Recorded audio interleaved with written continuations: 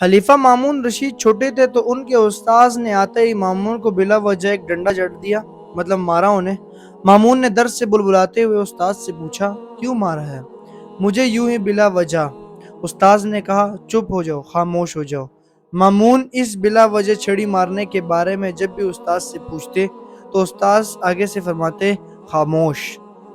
20 साल बाद मामून रशीद जब खलीफा वक्त बने तो उन्होंने अपने जहन पर नक्श वो बिला वजह की मार याद आ गई। मामून ने उस्ताद से पूछा, जब मैं छोटा था आपने मुझे एक बार क्यों बिला वजह मारा था? उस्ताद ने पूछा, तुम अभी तक वो मार नहीं भूले क्या? मामून ने कहा, अल्लाह की कसम मैं तो कभी भी ना भूलूंगा। उस्ताद ने मुस्कुराते हुए मामून को देखा और कहा, मैं जानता था कि तुम एक दिन मुसलमानों के खलीफा बनोगे और मैंने तुम्हें जानबूझकर बेवजह पीटा था ताकि तुम याद रख लो कि मजलूम कभी भी नहीं भूला करते। उस्ताद ने मामून को दोबारा नसीहत करते हुए कहा, कभी किसी पर जुल्म ना करना। जुल्म एक आग होती है जो मजलूम के दिल में कभी भी नहीं बुझती, चाहे जितने भी साल क्यों ना गुजर जाएं।